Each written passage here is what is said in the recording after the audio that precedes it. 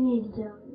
Ese mwana wa nibura basi wagiye wigira ku ishuri ukawongeraho intambara zaha z'urudaca. Mwana ahubwo umubwira mfite no ku ishuri nakabaye njya rero haba ari kize kandi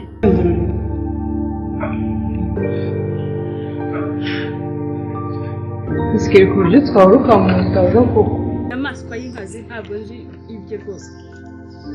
Bonde wa nyamaswa y'inkazi. Byonyine bikomere yaguteye. Ugiye kumureka. Ukavuga yuko hari n'uburenganzira bw'umwana muri runo rugo butari gukurikizwa. Ndabizi neza ko bamushyira ku murongo.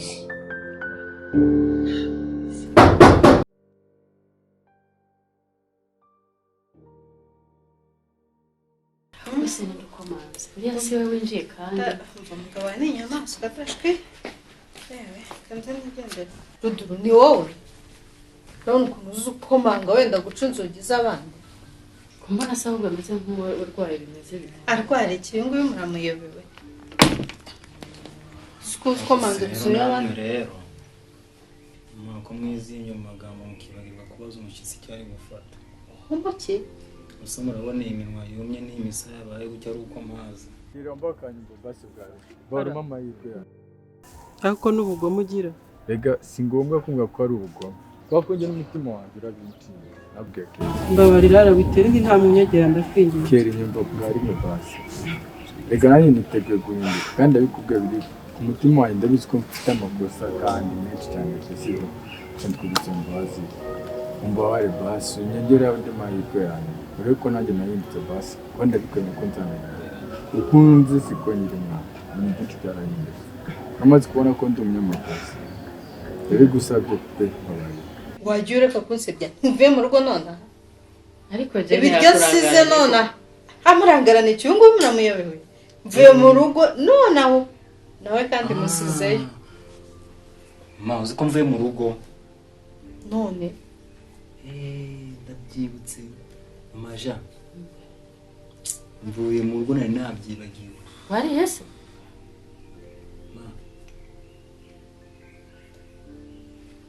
Mvuye mu rugo ko nsanzwe utatetse. Mama. Urabizi? Mwana wanjye niko yabaye. Ya mata yose watetse nsanze yose yashiririye. Nta nubwo yamenetse yashiririye. Babura njya kugura ibiryo. Ngaho genda ujyane na Jena. Ngaho jyana na Jene arebuka kugenza mwana. Genda mube muganira hariya ntacyo. Bemvugana na mama wawe.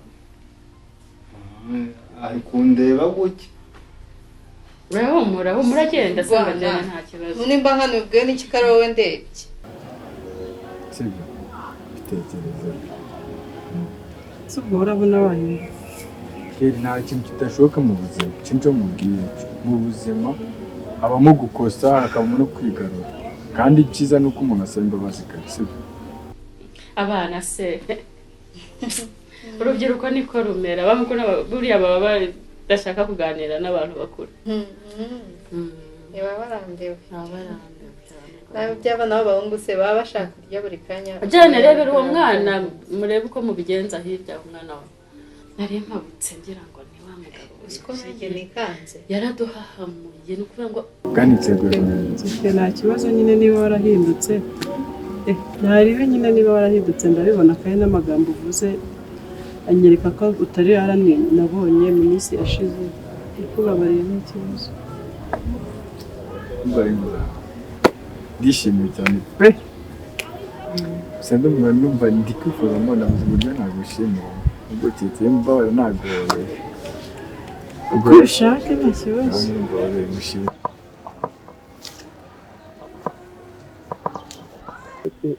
Ndishimye kuri rwa rwego nabwo byumva. Nanjye ndishimye. Ntabwo uko numva abantu ku mutima ndumva abantu. Kuri umuntu byagize mutandukanye agasubirana. Kera ndishimye pe. Nanjye ndishimye. Ubu ngubu nyuma y'ahangaha sinzi ukuntu ngiye gupanga utundi tuntu ndi bukore mu kanya gatoya. It's okay.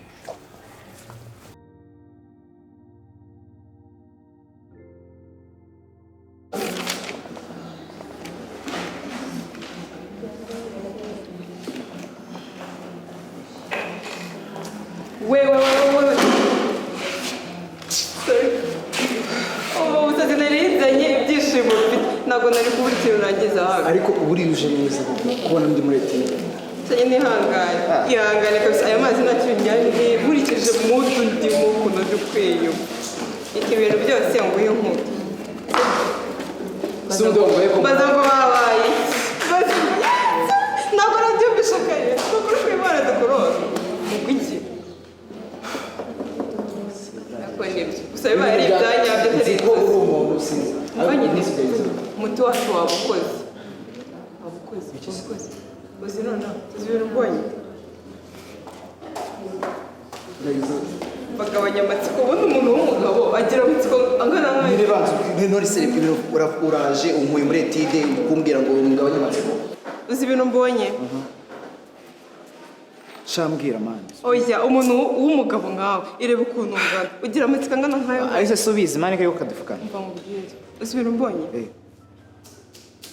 mbonye arani na Kelly biyunze bakundanye bameze neza urumva bameze neza uvuze arani na Kelly biyunze buretse uvuze ngo iki umva bawe byumve neza ngo ukomereze story ndacyakomeje ndabizi ukunda kugira brag nyinshi nitsanga uri kumbe ntago ari brag ntago ari bimwe byanjye umva ukuntu bimeze igitangaje rero kurusha ibindi urumva datangiye Kelly yizuye akanga kumubabarira urumva birangira bahoberanye bahoberanye iminota 15 nahagaze ndumirwa ndabyemera uko mbyibone ndabizi aho ukunda kugira ntabwo bajya bihishira baraje bazenguruke mu kigo kugira brag nyinshi yego kwa mana tuza humura ntabwo biriya bizatira uraje ubibone mu minota wenda nka 20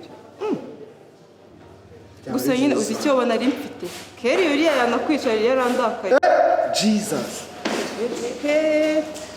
sibyo nakubwiraga siko bari kumwe bari gusa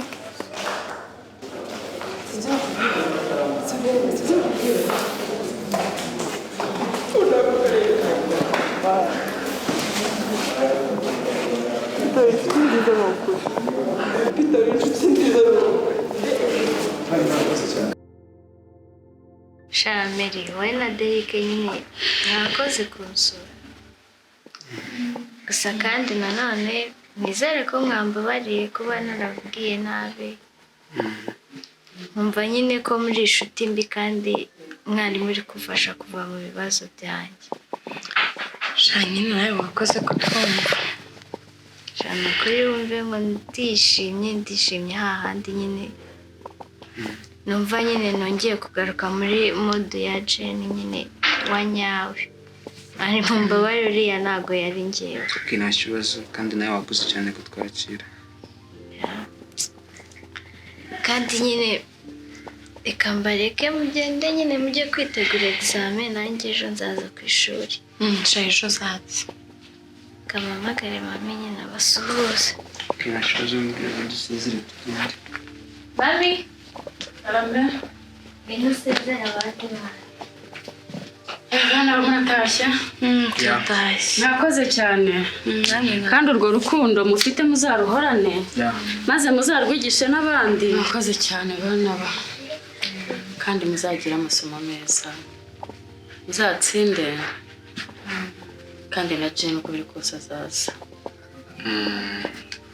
muje mwakoze cyane Imana ibahe umugisha amasaha yo gusubira mu kigo waduhaye yarageze reka tugende kandi twizere ko Jane nk'uko yabitwijeje ejo azaza ku ishuri muri examen turamutegereje oya agomba kuza azaza rwose kuva yabibijeje kandi mwakoze kumubwira rwose nawe yumvise kandi yishimiye ko mwamusuye mwakoze cyane reka tugende sawa bizaba byiza kandi muzatsinde mwakoze ko mumbonye mukahaguruka kandi